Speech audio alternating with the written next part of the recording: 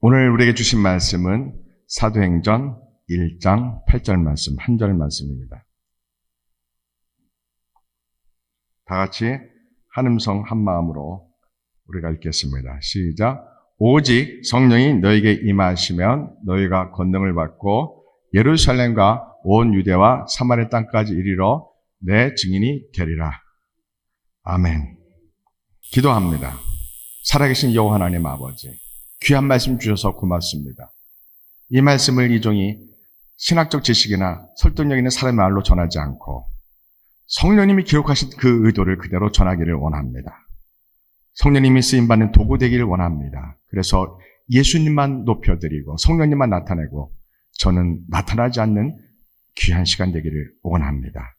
이 말씀 들을 때 몸이 아픈 자 치료해 주시고 하나님 영적으로 어려운 문제가 있다면 해결해 주시며 마음의 소원을 들어주시고 특히 하나님을 만나지 못한 예수님을 만나지 못한 그러한 사람이 있다면 이 시간 예수를 만나는 은혜를 베풀어 주옵소서. 예수님의 이름으로 간절히 기도합니다. 아멘.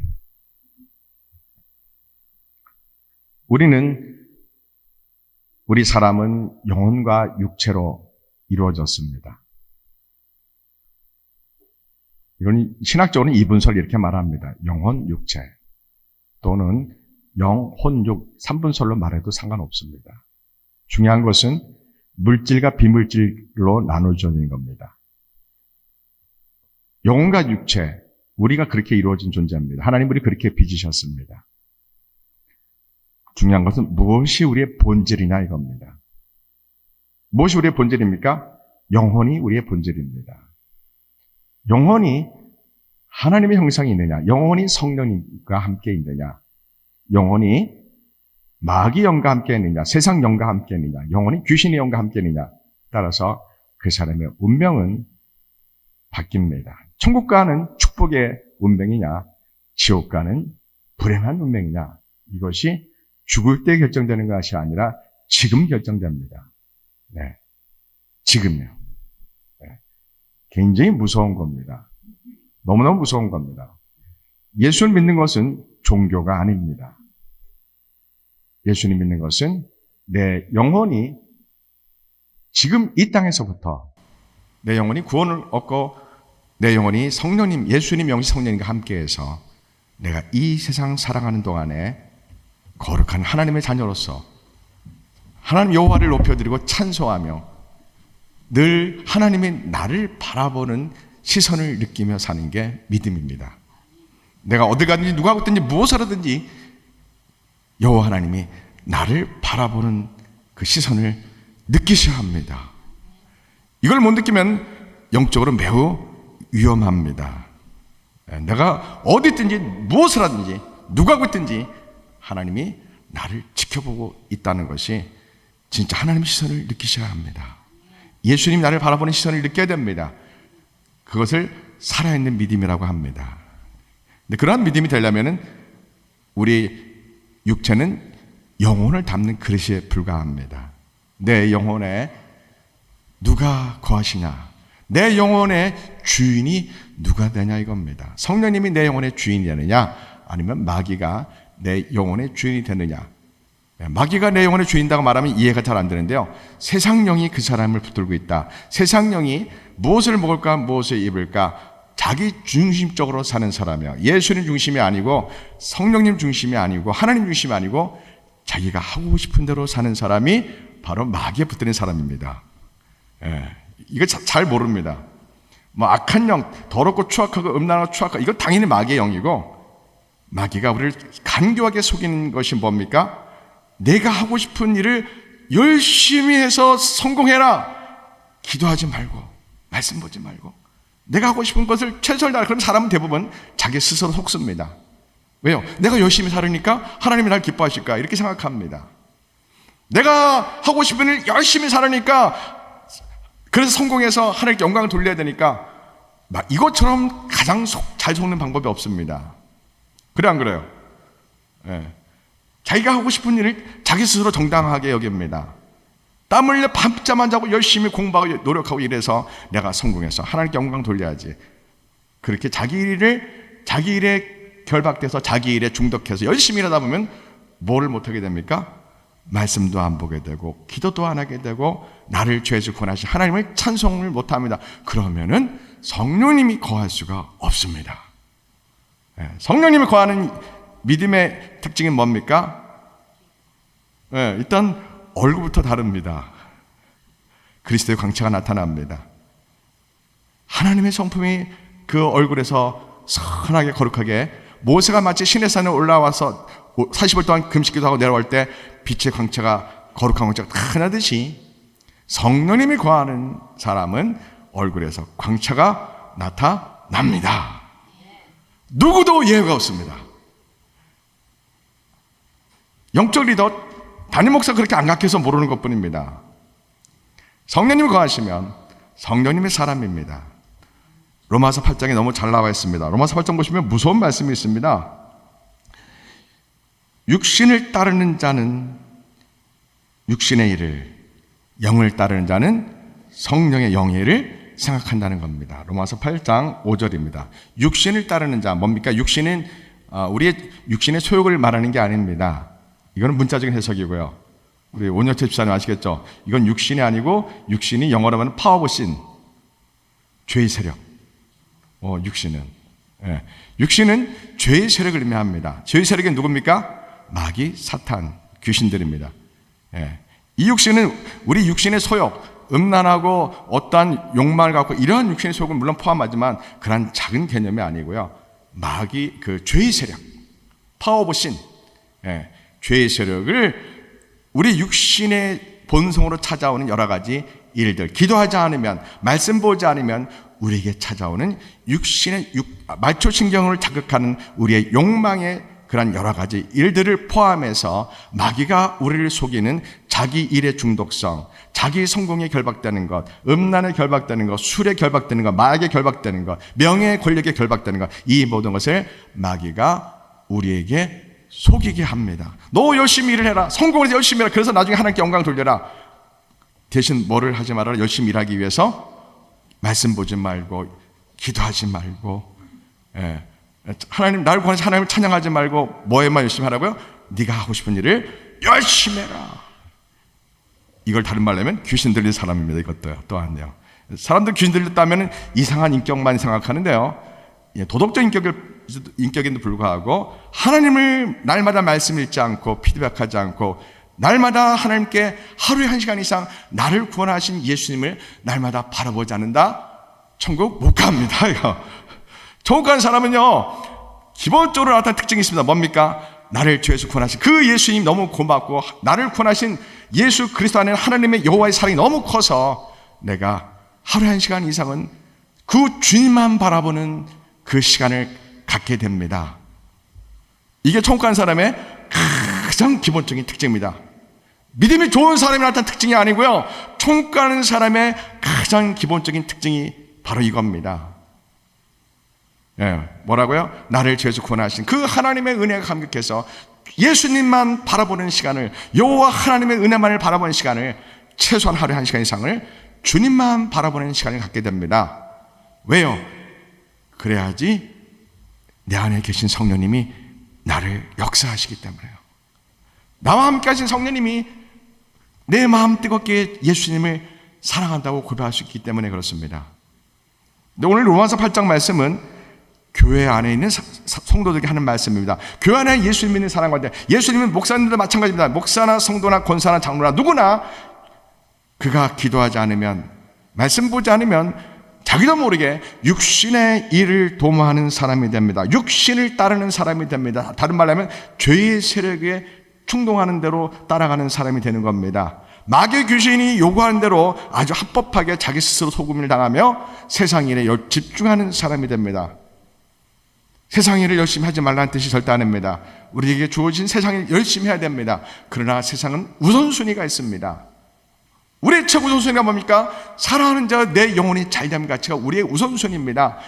우리 육체는 영혼을 담는 그릇일 뿐입니다. 우리가 뭐를 담아야 돼요? 누구를 담아야 돼요? 성령님을 담으셔야 합니다. 아멘. 그래서 육신의 생각은 사망이요 영의 생각은 생명과 평안이라고 말씀하시는 겁니다. 죄의 소욕해 주는 생각들이요, 구체적으로 말하면 어떤가요? 내가 열심히 일을 해서 공부해서 성공해서 하는 영광 돌리겠다. 이게 참 아주 마귀가 가장 좋아하는 방법입니다. 너 열심히 공부해라, 열심히 일해라. 그래서 성공해서 돈 많이 벌어서 헌금 교회하고 너 성공했다 누가 물으면 하나님께서 하셨습니다 말하게 하라. 대신 너 뭘 하지 마라? 기도하지 말고 말씀 보지 말고 하나님을 찬양하지 말고 네 일에 네가 스스로 최선을 다해라. 이것처럼 마귀가 가장 달콤하게 주는 유혹은 없습니다. 그래 안 그래요? 예. 우리는 성령님을 모시고 사는 존재입니다. 우리의 최우선은 뭡니까? 성령님을 다 교통하는 겁니다. 길을 갈 때도 잠을 잘 때도 음식을 누굴 만날 때도 성령님과 우리가 늘 교제하셔야 됩니다. 성령님 함께 가시죠. 성령님 제가 이 상황인데요. 성령님 예수님 어떻게 하면 좋을까요? 늘 그렇게 우리가 성령님과 대화를 하셔야 됩니다. 아멘. 예. 이 세상은 하나님의 심판이 얼마 남지 않았습니다. 왜요? 동성애를 세상에 옳다고 자유민주주의 모든 세계 국가가 일본과 한국 빼고 전부 다 합법화시켰습니다. 하나님이 우주 만물을 지으시고 남자 여자로 창조하시고 하나님이 남자 여자라는 창조의 질서와 규범을 하나님이 절대 진리로 두셨습니다. 이거는 사람이 깨뜨릴 수가 없는 절대 진리, 절대 규범입니다. 근데 사람들이 겁도 없이 극악하게 하나님이 정해주신 절대 진리, 윤리, 도덕을 무너뜨리고 사람들이 뭐 어떠냐, 포스트 모더니즘 사상처럼 뭐 어떠냐, 예? 좋은 게 좋은 거 아니냐, 소수 성애자, 이들이 인권을 존중해야 된다고 사람들은 그럴싸하게 서로를 속고 있으면 이 배우는 누굽니까? 마귀입니다. 하나님의 창조 질서를 무너뜨려서 여호와 하나님을 대적하는 사단의 수법입니다. 근데 이것을 전 세계 국가가 합법적으로 법으로 인정해주고 있습니다. 여러분 로마서 1장에 보면은 하나님의 심판이 받을 죄가 대표적인 죄가 두 개 나옵니다. 하나는 우상숭배죄, 하나는 동성애죄가 나옵니다. 하나님은 그들을 이미 이 땅에서부터 심판하셔서 버리셨다고 합니다. 그들을 동성애하도록 우상숭배하도록 상실한 마음으로 그냥 버리셨다고 말씀합니다. 이미 지옥 심판이 임했기 때문에 그들이 동성애를 한다는 것입니다. 물론 그들에게 회개 기회는 남아있습니다. 육신의 생명이 있는 동안에는 회개 기회 남아있지만 회개할 가능성은 99%가 없습니다. 여러분 영적인 세계를 눈을 열고 보면요 무섭습니다. 저 사람은 천국 가는 사람, 저 사람은 지옥 가는 사람, 이게 느껴지고 보여집니다. 지옥 가면 영원히 지옥입니다. 다시는 천국 오실 기회가 없습니다. 이 땅에서 하나님이 결정하게 하십니다. 영적인 세계를 알면 참 너무나 놀라고 무섭습니다. 그래서 우리는 영적으로 탄생해야 됩니다. 영적으로 태어나야 됩니다. 성령님의 영적으로 다시 태어난 걸 이걸 거듭남이라고 합니다. 중생, 본어게인이라 말합니다. 사람은 두 번 태어납니다. 한 번은 어머니 모태로 육신으로 태어나지만 두 번째는 성령님에 의해서 우리가 예수님을 알고 예수님이 하나님의 아들임 알고 십자가에서 나의 죄를 구원해 주시기 위해서 나의 죄를 씻어주기 위해서 예수님이 채찍 맞으시고 손과 발에 큰 대못을 박히시고 피 흘리시고 그 대못에 온 몸무게가 근육이 찢기우는 그 끔찍한 육신의 고통을 몸에서 겪으시고 당하시면서 온 인류의 죄를 용서해 주셨습니다. 하나님의 위대한 사랑입니다. 로마서 8장의 대주제이기도 합니다. 우리를 죄에서 구원하신 예수 그리스도 안에 있는 하나님의 위대한 사랑이 바로 우리가 믿는 대상입니다. 아멘. 그런 예수님을 하나님의 아들 예수님이 어떤 사역을 하시는지, 온 일을 구하기 위해서 십자가의 사역을, 고난의 사역을 하셨다는 걸 우리가 정상적으로 알고 그 예수님이 나의 주님이라고, 나의 구세주라고 우리가 부르고 그분을 찾는다면 우리 영혼에는 지정의와 이러한 인격과 감정이 있기 때문에 우리는 펑펑 눈물을 흘리면서 예수님을 만날 수밖에 없는 영적 구조입니다. 반드시 천국 가는 사람은 나를 죄에서 구원하기 위해서 하나님의 아들, 그 위대하신 하나님의 아들이 십자가에서 고난받으시고 나를 구원해 주셨다. 죽기까지 나 같은 죄인을, 내가 무엇이건데 지옥 갈 수밖에 없는 나 같은 죄인을 구원하기 위해서 하나님의 아들이 십자가에서 고난받고 죽으셨다.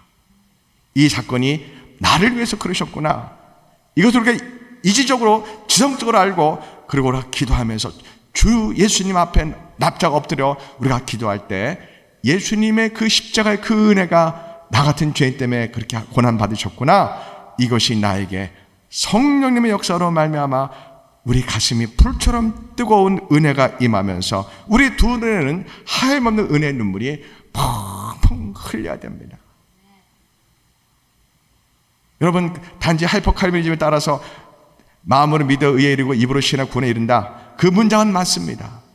그러나 그것이 그 사람에게 적용돼야 됩니다. 칼빈의 구원론, 웨슬리 구원론 참 훌륭합니다. 근데 그 구원론을 가지고 내가 적용돼서 십자가의 예수님을 내가 정말 만날 때 내가 정말 펑펑 눈물을 흘리냐 이겁니다. 왜요?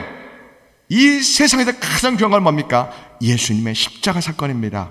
부활의 사건입니다. 우주 가운데 가장 귀한 사건입니다. 근데 그 나를 구원하신 우주에서 가장 귀한 예수님 십자가 부활의 사건을 나의 사건이라고 내가 믿어지고 깨달을 때 내 눈에 두 눈에 눈물을 하염없이 흘리지 않는다, 그게 더 기적 같습니다. 반드시 통과한 사람은 예수님 십자가 앞에서 주님 만나는 은혜의 눈물을 흘리셔야 합니다. 어제도 흘리고 지금도 흘리고 내일도 흘리셔야 됩니다. 왜요? 예수님은 전에도 계시고 지금도 계시고 장차 오실 분이기 때문에 그렇습니다. 예수님은 언제나 동일하십니다. 우리가 문제입니다. 우리는 살아계신 예수님을 만나셔야 됩니다. 두 눈에 은혜의 눈물을 하염없이 정말 말도 안 되게 1시간 이상 줄줄줄 은혜의 눈물이 흐릅니다. 이 은혜를 반드시 경험하셔야 됩니다. 저는 분명히 말씀드렸습니다. 이 은혜를 경험하셔야 된다고요. 왜요? 이 세상이 가장 귀한 사건이기 때문에요. 어떻게 이런 성령님의 사건을 경험하지 않고 천국 갈 수 있다고 말할 수 있습니까? 이론적으로 맞아요. 신학적으로, 교리적으로 맞아요. 예수님을 입으로 믿고 시인하고 영접하고 천국 가는 입으로는 맞습니다. 근데 그 귀한 내용이 어떻게 자기에게 인격화되지 않고서는 어떻게 천국 간다고 장담할 수 있습니까? 저는 아니라고 봅니다. 제가 지나치다고요? 아니요. 성령님이 오시면 누구나 은혜의 눈물이 흐르는 은혜를 경험합니다. 왜 은혜의 눈물을 흐르지 못합니까? 예수님께 관심이 없어서요. 십자가 예수님 앞에 내가 온 마음과 뜻을 다해서 나를 구원하신 그 예수님 십자가 앞에 내가 절규하는, 정말 주님 만나려고 내가 시간과 장소를 정해놓고 예수님 만나고 싶어하고 내가 불같은 열망으로 예수님을 날마다 사모하면 예수님을 만납니다. 네. 제가 THM 때 구원론을 논문을 썼습니다. 웨슬리 칼빈이 연구하고 구원론 논문을 썼는데 제 지도 교수님이 모건대 신학대학원의 이선희 교수님이라는 분이 있습니다. 그분은 십자가의 부활을 안 믿었던 자유주의 신학자였습니다. 근데 그분이 원종수 권사님의 간증 테이프를 듣고서는 충격을 먹은 겁니다. 자기는 홍해바다 기적도 안 믿고 나사렛 살아난 것도 안 믿고, 근데 조직신학 교수로 강의를 신학대학원에서 하고 있는 겁니다. 어느 날 원종수 권사님의 간증 테이프를 듣고서는 그런 충격을 받았습니다. 왜요? 객관적으로 사회적으로 나보다 똑똑한 사람이라고 생각한 겁니다. 서울대 의대를 입학하고 서울대 의대를 졸업하고 의사고, 그럼 자기보다 똑똑한 사람이 객관적으로 입증됐지 않습니까? 그렇게 똑똑한 사람이 예수님을 진짜 하나님의 아들이요 예수님이 살아계시다고 믿고 그분을 만난 눈물을 펑펑 흘린 것을 간증 테이프를 듣고서는 충격을 먹은 겁니다. 자기보다 똑똑한 사람인데 이 사람은 어떻게 예수님을 만나서 펑펑 은혜의 눈물을 흘렸고 자기는 어떻게 예수님이 십자가의 사건, 부활의 사건 이런 것이 안 믿어질까? 상식적으로 생각한 겁니다. 정말 예수님이 계시다면 나도 만날 수 있지 않을까? 이런 생각을 한 겁니다. 그래서 이선희 교수님이 좋아, 매일 기도해보자. 매일 시간을 정해놓고 교회 가서 매일 기도도 안 했던 사람이 기도를 하기 시작합니다. 기도가 잘 되기 어렵죠. 막 기도합니다. 정말 기도합니다. 참 그게 중요합니다. 우리가 언제까지 기도해야 돼요? 예수님 만날 때까지 기도해야 되는 겁니다. 그분이 예수님 만날 때까지 한 1년 동안을 끈질기게 기도하다가 어느 날 갑자기 성령님이 오셔서 예수님을 확 만나면서 정말 예수님이 계시네. 그러면서 눈물을 흘리며 그냥 첫날 예수님 만난 날 엉엉 울면서 그냥 회개 눈물 흘리면서 예수를 만나고 동시에 은사도 받고 막 그러한 진짜 거듭남의 성령으로 다시 태어나는 그런 은혜를 경험했다고 강의 시간에 울면서 간증하면서 저희들이 신학대학원에 공부를 한 적이 있었습니다. 그분도 울고 우리도 울고, 저 옛날에 그런 적이 있었습니다. 지금 은퇴하셨습니다. 사랑하는 성도 여러분, 지금도 예수님은 우리와 함께 계십니다. 거듭나면 예수님과 함께하는 것을 알게 되는데, 거듭나지 못하면 예수님이 함께하는지 알 수 없습니다. 여러분이 거듭났는지 거듭나지 않았는지 방법을 알려드리겠습니다. 신학적 교리 이거 다 넘어가십시오. 교리, 웨슬리 구원은 칼빈 구원은 훌륭한데 그것이 자기 거가 돼서 내가 예수님을 뜨겁게 눈물 흘리며 만나지 않으면 그냥 지식입니다. 그냥 교리입니다. 칼빈의 구원을 갖고 예수님을 뜨겁게 만날 수도 있고요, 웨슬리 구원을 갖고도 예수님을 뜨겁게 만날 수 있습니다. 만나면요 더 이상 칼빈의 구원과 웨슬리 구원에 붙들리지 않습니다. 그걸 초월해서 성령의 불을 받는 사람이 됩니다. 가장 중요한 게 뭐예요? 교리적인 구원론도 중요하지만 더 중요한 게 뭐예요? 진짜 예수님을 전격적으로 만났냐 이겁니다. 이거 너무 중요합니다. 왜요? 내가 전인격적으로, 우리 영혼 안에는 뭐가 있다고요? 지정의가 있습니다. 지식, 감정, 의지, 이런 모든 것이 있습니다. 우리 영혼 안에는 상담학적으로 무의식, 잠재의식, 의식 이런 구조가 있고, 이해력, 판단력, 인격, 이 모든 것이 영혼 안에 있는 겁니다. 예수님을 만나면 우리 지성이 반응합니다. 우리 감정이 뜨겁게 반응합니다. 그래서 성령님 역사로 내가 다시 태어나면은, 정상적으로 예수를 만났다면 두 눈에 하얀 눈물을 흘리면서 그때부터 그 사람이 살아가는 방식이 확 바뀝니다. 얼굴 표정이 확 바뀝니다. 말하는 게 확 바뀝니다. 성화론 인정합니다. 스텝 바이 스텝 성화론 인정합니다. 성령님은 두 가지로 역사합니다. 첫째는 내주하신 성령님은 역사하십니다. 우리가 예수님을 주님, 나의 구세주로 영접할 때 성령님은 우리에게 오셔서 예수님을 주님이라고 고백할 수 있도록 성령님이 우리를 인도하시고 그렇게 우리 입술을 열게 하십니다. 성령님이 하신 사역입니다. 그리고 나서 성령님 우리 영혼 안에 계셔서 우리가 하나님의 사람으로 살 수 있도록, 성경대로 살 수 있도록, 기도할 수 있도록 우리를 도와주시고 우리를 콜링하십니다. 너 지금 기도해야 되지 않느냐? 너 지금 말씀 봐야 되지 않겠느냐? 예배 드리고 나를 죄에서 구원하신 하나님을 찬양하지 않겠냐고 성령님은 우리 영혼을 통하여 수없이 두드리십니다. 거기에 순종하느냐 불순종하느냐는 우리의 몫입니다. 그 내주하신 성령님으로 내가 살고 싶어서, 내가 예수를 믿고 내가 정말 예수님 사람으로, 하나님의 사람으로 살고 싶어서 우리가 막 성령님의 부르심 가운데 있기를 열망하는 상태, 뜨겁게 성령님을 열망하는 상태, 그거를 바로 우리는 일상생활에서 내 삶 가운데 성령님의 부르심에 내가 살고 싶어서 가슴 뜨겁게 성령님이 오시는 그 상태를 성령 충만이라고 합니다. 더 정확히 말하면 성령 생활 충만입니다.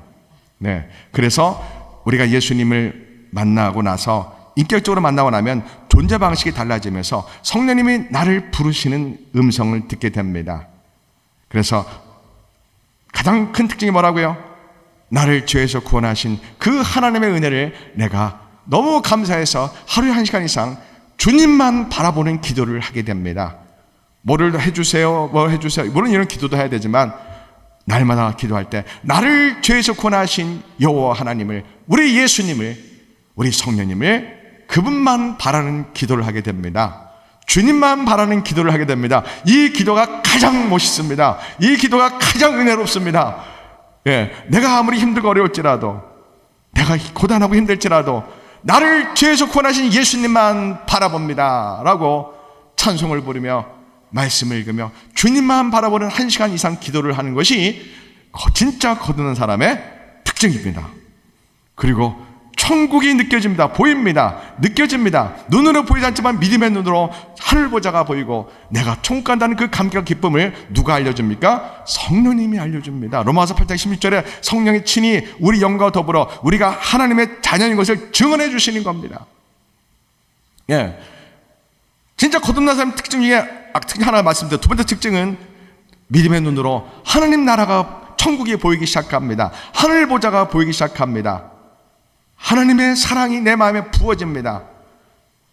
정말 내가 예수님 믿고 사는 것이 얼마나 감사한지 내 언어가 바뀌고 내 살아가는 방식이 바뀌고 너의 존재 방식이 바뀌고 저 천국이 어디에 있든지 무엇을 하든지 내 마음에서 심령에서 이루어지고 내 삶에서 이루어지고 그리고 곧 오실 예수님을 기다리는 그러한 은혜 가운데 살게 됩니다. 그러한 것이 없다면 교리적으로 거듭난 상태입니다. 칼빈의 구원의 소정에 의해서만 거듭난 상태입니다. 이거를 고린도전서 육신에 속한 그리스도인께 표현하는데요. 육신에 속한 그리스도인이 정말 천국 갈지 천국 못 갈지 이거는 사실상 굉장히 신학적 논쟁거리입니다. 1970년도에 영국 웨스트민스터 채플에서 세계 최고의 강해 설교자가 있었습니다. 누굽니까? 마틴 로이드 존스 목사님입니다. 여러분 1970년대 런던에서요, 웨스트민스터 교회에서요, 마틴 로이드 목사님이 설교할 때 몇 명이 앉아 있었을 것 같아요? 10,000명이 앉아 있었습니다. 영국이에요. 1970년대에요. 근데 지금 거기 몇 명이 앉아 있을 것 같아요? 20명이 앉아 있습니다. 지금은요. 자, 여러분, 그 마틴 로이드 목사님은 그랬습니다. 육신에 속한 그리스도인도 거듭났다고 칼빈이적으로 해석을 했습니다. 저는 그 의견과 반대되는 생각을 갖고 있습니다. 육신에 속한 그리스도인, 이런 사람의 특징은 항상 믿음이 흔들립니다. 예수님과 세상 사이에 다 흔들리는 믿음을 갖게 됩니다. 완전히 구원을 얻었다 말하기는 어렵지만 천국 못 갈 확률이 제 생각에는 약 95% 이상 되는 것 같습니다. 극소수는 육신에 속한 그리스도인이 회개해서 천국 갈 수 있는 가능성도 있지만 저는 마틴 루이즈 목사님의 생각과 다릅니다. 왜요? 성령님은 살아계시기 때문에요. 천국 가는 믿음은 똑같이 나타납니다. 천국 가는 사람들의 얼굴을 보면 다 똑같습니다. 천국 가는 사람들은 교단을 초월하고 교회를 초월해서 그 사람의 얼굴빛과 말하는 것과 생각하는 것과 인격과 살아가는 방식이 다 똑같습니다. 천국 가는 사람의 특징이 뭡니까? 나보다는 예수님을 더 사랑합니다. 나보다는 다른 사람을 더 귀하게 여깁니다. 그 사람이 원수가 될지라도 천국 가는 사람은 그 사람을 귀하게 여깁니다. 그래서 로마서 12장에는 뭐가 나와요? 원수가 줄 것은 먹을 것을 주고 원수가 목마르면 마실 걸 주라 합니다. 왜요? 천국 가는 사람은 그렇게 변합니다. 원수에게 먹을 것을 주고 원수가 줄이거든 먹을 것을 주고 원수가 목마르면 마실 물을 주고 원수가 헐벗으면 따뜻한 좋은 옷을 주는 게 천국 가는 사람이 나타나는 특징인 겁니다. 할렐루야. 예수님을 살아계십니다. 예수님을 만나셔야 됩니다.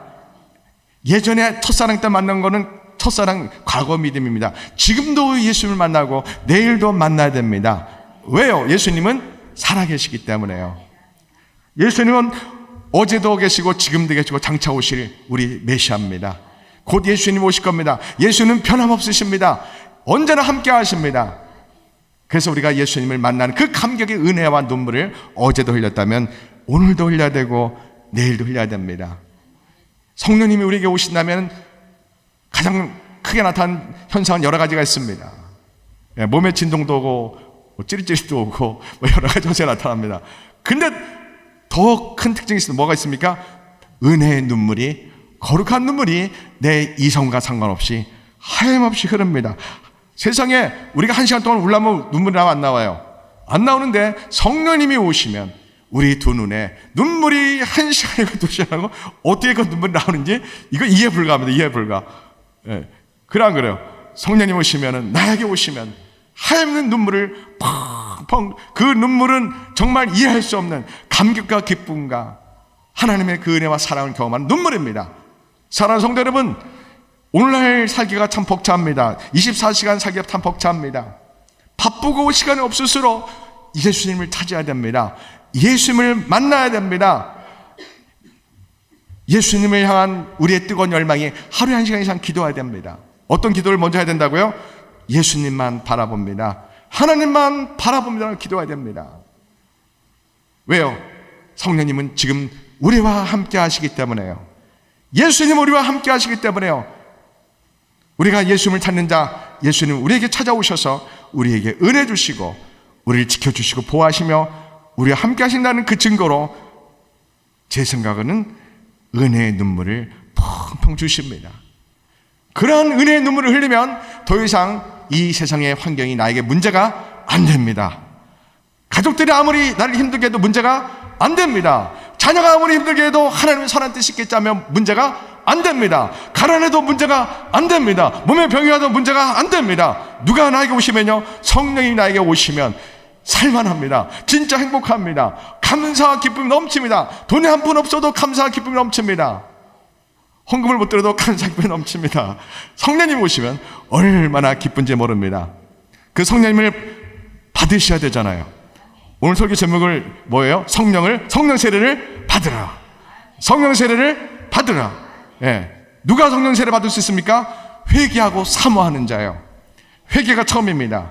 우리는 죄악덩어리입니다. 예수님, 저는 죄인입니다. 예수님, 보혈로 저를 씻어주세요 라고 여러분들이 가슴 뜨겁게 주님 앞에 나와 마음을 찢으며 회개하면서, 주님, 제가 예수님 보혈로 씻음받고 거룩한 하나님의 자녀가 되기 원합니다 라고 우리가 막 기도하며 예수님 만나고 싶습니다. 예수님 만나고 싶습니다.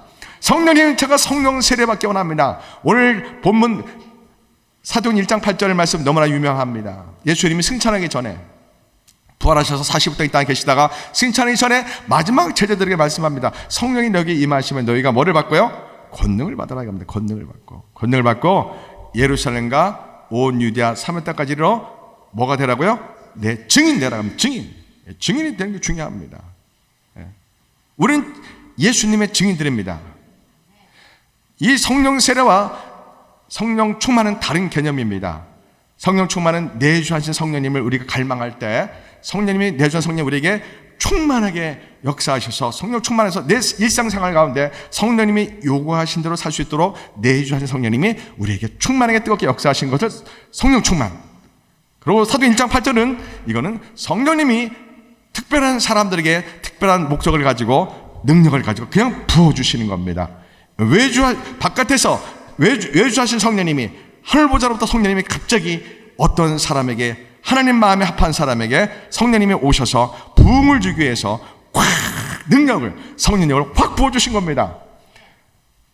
그러면서 이 성령 세례를 예수님이 제자들 보고 이 성령 세례를 받아야 겁니다.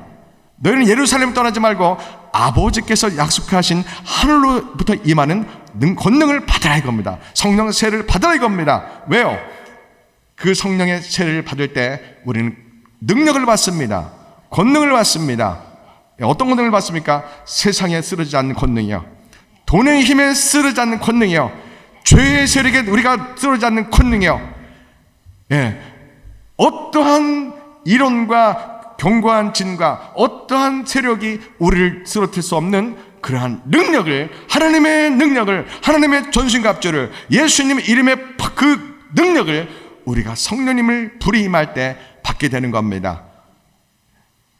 우리가 죽음의 순간에 이르렀을지라도요, 순교하는 상에 올다 할지라도요, 예수님 믿으면 죽이겠다고, 예수님을 안 믿고 배교한다고 하면 살려주겠다고, 그런 상황에 우리가 올 수도 있습니다. 앞으로요. 그런 상황에 온다 할지라도 우리는 성령의 불이 임하면 나를 죽이는 사람을 스데반처럼 축복하고 천사처럼 용서하면서 우리가 순교하는 그러한 능력을 누가 주신다고요? 성령님이 주시는 겁니다. 여러분 택해 보십시오. 내주하신 성령님에 의해서, 성화론에 의해서 스텝 바이 스텝 이렇게 성화론에 의해서 신앙생활 하시겠어요? 아니면은 성령의 사도행 2장 8절처럼 불로 능력으로 성령 세례를 주셔서 우리에게 능력으로 부어주셔서 우리가 내 힘으로, 내 의지로, 제자 훈련으로, 어떤 훈련을 할 수 없는 성령의 능력에 내가 사로잡혀서 연약한 사람이 강력한 담대한 사람, 세상을 두렸던 사람이 세상을 정복하는 사람, 전도하기를 주셨던 사람이 담대 복음을 전하는 사람, 기도하고 싶은데 기도를 못했던 사람이 밤을 서 시간을 열고 기도하는 사람으로, 원수를 보면은 분노가 치밀었는데 성령의 불을 받다 그 원수를 용서할 뿐만 아니라 사랑하는 사람으로 뭘 택하겠습니까? 저는 성령의 세례를 받아라 이겁니다. 왜요? 그러면 하나님의 사랑의 불을 받게 되고요, 하나님의 지혜의 불을 받게 되고요, 믿음의 능력의 불을 받아서 하늘 보좌를 보는 영적 비밀을 알게 되고요, 원수를 용서하는 하나님의 사랑의 권능을 받게 되고요, 세상을 두려워하는 권능을 성령의 불로 받을 수 있습니다. 돈이 하나도 없어도 전혀 두렵지 않게 됩니다. 아무것도 없어도 예수님 한 분만 계시면 좋다고 막 찬양하며 은혜의 눈물을 흘리는 하나님이 가장 기뻐하는 그러한 사람이 됩니다. 그게 능력입니다. 성령님의 능력입니다. 한국교회가 이 능력을 회복해야 됩니다. 제가 어릴 때, 초등학교 때 우리 할아버님, 아버님, 어머님들이 그 새벽에 나와서 눈물을 흘리며 울며 불며 기도한 것을, 성령의 불이 임한 걸 전 보고 자란 세대입니다. 제가 초등학교, 중학교, 고등학교 때 한국교회는 불처럼 뜨거웠습니다. 지금 한국교회는 유감스럽게 그렇지 못합니다. 강다리 목사님이 하겠습니다. 제가 참 제일 존경하는 강다리 목사님이 계신데, 그분은 한국교회가 1900년도 초에 이미 끝났다. 1990년도 초에 한국교회는 성령의 능력을 이미 잃어버렸다. 30년 전에요. 저는 그 당시 그 이해 못했는데, 지금 제가 목사가 되고 기도 나름 해보고 성령 역사를 체험하고 뒤돌아보니까, 강다리 목사님이 말씀하셨던 한국교회가 1900년도 초에, 1990년도 초에 이미 성령의 불의 역사가 사라지고, 지식화된 한국교회, 사면에다 한국교회, 번영신학이 판을 치고, 세속화가 판을 치고, 교회 세습이 판을 치고, 한국교회가 교회로서의 본질과 능력을 이미 잃어버린 지 오래됐구나. 그리고 오살리 기도한 모든 기도가 다 끊어진 지 오래됐구나. 너무 안타깝습니다. 우리가 살 길은 오직 성령 세례입니다. 성령님이 우리에게 능력으로 기름 부어주시는 거예요. 아무나 특별한 삶을 받는 게 아닙니다. 예수님을 정말 사랑하고 예수님을 정말 사모하는 자들에게 성령님 우리에게 오셔서 능력을 부어주십니다. 왜요? 오늘 말씀 끝으로 중요한 게 있습니다. 성령이 너에게 임하시면 뭐를 받고요? 권능을 받고요. 이 세상에 살지만 이 세상 그 어떤 일을 만나도 능히 예수 그리스도 이름으로 승리하는, 세상을 정복하는 권능이에요. 환경을 뛰어넘는 권능이에요. 나의 연약함을 뛰어넘는 권능이에요. 나의 부족함을, 나의 열등감을, 나의 소심함을 뛰어넘는 하나님이 주신 권능이요. 사람을 두려워하지 않는 권능이요. 환경을 두려워하는 권능이요. 이 권능이 성령을 통해서 오십니다. 그 권능을 받고 우리가 어디로 가라고요? 예루살렘과 온 유대아 사면 땅까지 이르러 뭐가 되라고요? 예수님의 사람이라는, 하나님의 사람이라는 증인이 되라는 겁니다. 이 증인, 마르투스라는 이 단어가 제가 오늘 이 말씀을 준비해서 어디하고 연결이 됐냐면요, 요한계시록 11장에 두 증인과 연결됩니다. 세상에 똑같은 헬라어 마르투스입니다. 똑같은 증인입니다. 그 증인이 바로 사도행 1장 8절에 그 증인, 우리가 같이 생각하면 될 것 같습니다. 앞으로 우리의 앞에는 마태복음 24장에 예수님이 종말론 설교해 보면은 예수님이 뭐라고 하셨어요? 주님 오시기 전에 이 세상은 우리를 환난에 넘겨주겠다고 합니다. 대단한 환난이 이 세상의 악한 자들에 의해서, 마귀의 영에 결박된 권력자와 글로벌 기업을 통해서 마지막 때 하나님의 교회를, 예수님의 교회를, 그리고 하나님의 사람들, 우리 그리스도인들을 환난에 넘겨주겠다고 하는 겁니다. 요한계시록의 그 7년 대환란은 저는 역사적 전천선을 믿기 때문에 그대로 믿습니다. 예수님 오시기 전에 예수님이 그렇게 말씀하셨습니다. 내가 오기 전에 온 천하에 예수님 복음이 다 전해지고, 그리고 로마서 11장에 유대인들이 다 회복되고, 그리고 이 땅에 나타날 징조들요, 세상의 모든 권력자들이, 글로벌 기업들이 이 세계를 좌지우지하는 힘과 돈의 힘과 정치적 권력의 힘을 가지고 예수님의 교회를 무너뜨리고 예수님 믿는 믿음을 배교하라고 우리에게 강요한다는 겁니다. 우리를 옥에 가두고 때리고 우리를 죽인다는 겁니다. 그런 시대가 기다리고 있습니다.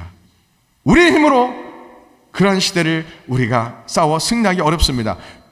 예수님 오시기 전에 우리 앞에는 영적 싸움이, 마귀와의 영적 싸움이 우리가 해야 됩니다.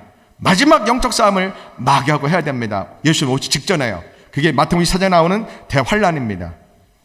여러분, 우리가 두려워할 게 없습니다. 왜요? 이미 예수님이 이겨놓은 싸움입니다. 우리의 힘으로는 이길 수가 없습니다. 그러나 예수님의 이름을 외치고 예수님의 깃발을 들고 나사렛 예수님 이름을 외치면서 사단의 경관진을 무너뜨리는 권능이 우리에게 있는 겁니다. 계시록 11장의 두 증인은 주님 오시기 직전에 악한 세상 권력자들과 악한 영들과 싸우는 영적 전쟁에 선봉에 쓴 두 증인입니다. 그분들은 예수님이 곧 오실 거라고 준비하라고 외친 증인들입니다.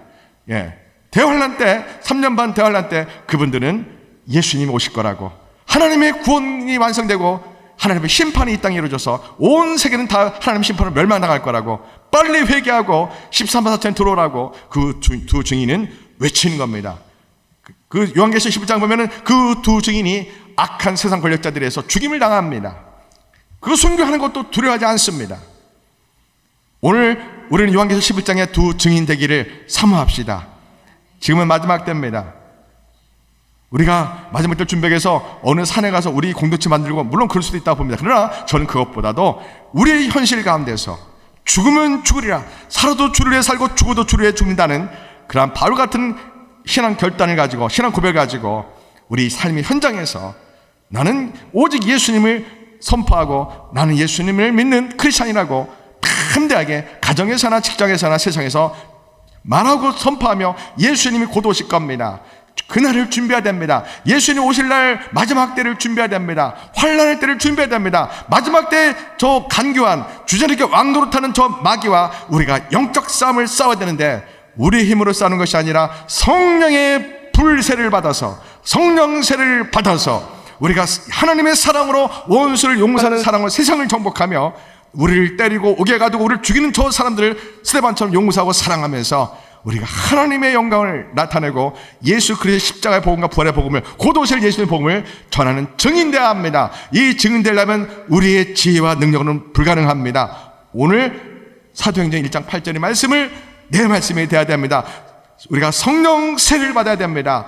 하늘로부터 임하는 성령의 능력을 받아야 됩니다. 권능을 받아야 됩니다. 그래서 우리가 어딜 가든지 누가 걷든지 어떤 상황이든지 나는 하나님의 사람입니다. 나는 그리스도인입니다. 나는 예수님만 사랑합니다.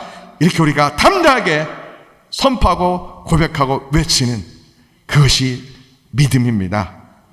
그러한 믿음을 갖기를, 성령의 불이 임하기를 여러분에게 축복합니다. 아멘. 기도합니다. 오늘 말씀 붙들고 함께 기도합시다. 오늘 말씀은 너무나 중요합니다. 우리가 잘 아는 말씀입니다. 성령이 너에게 임하시면 내가 권능을 받고 예루살렘과 온 유대와 사만 땅까지 이르러 내 증인이 되라고 말씀하셨습니다. 예수님의 명령입니다. 너무나 잘 아는 말씀입니다. 근데 이 말씀이 한국교회에 어떤 능력을 향하는 목적으로만 잘못 오해됐습니다. 너무 작게 이해됐습니다. 성령의 능력을 받는 걸, 우리가 성령의 능력으로 하나님 살아계신 증거하고 병든 잘 치워 귀신을 쫓는 능력으로도 우리가 사용하지만, 진짜 큰 능력은 원수를 용서하고 사랑하는 능력이며, 예수님 오실 때 우리를 때리고 옥에 가두고 우리를 죽이는 원수들을 향하여 우리가 하나님의 사랑으로 담대히 나가는 그런 능력입니다. 세상을 향하여 흔들리지 않는 믿음의 능력입니다. 어떤 일을 당해도 우리가 흔들리지 않는 믿음의 능력입니다. 이러한 성령의 능력을 우리가 받으셔야 합니다. 기도해서 성령의 불을 받아야 됩니다. 성령의 세를 받는 것이 가장 귀한 겁니다.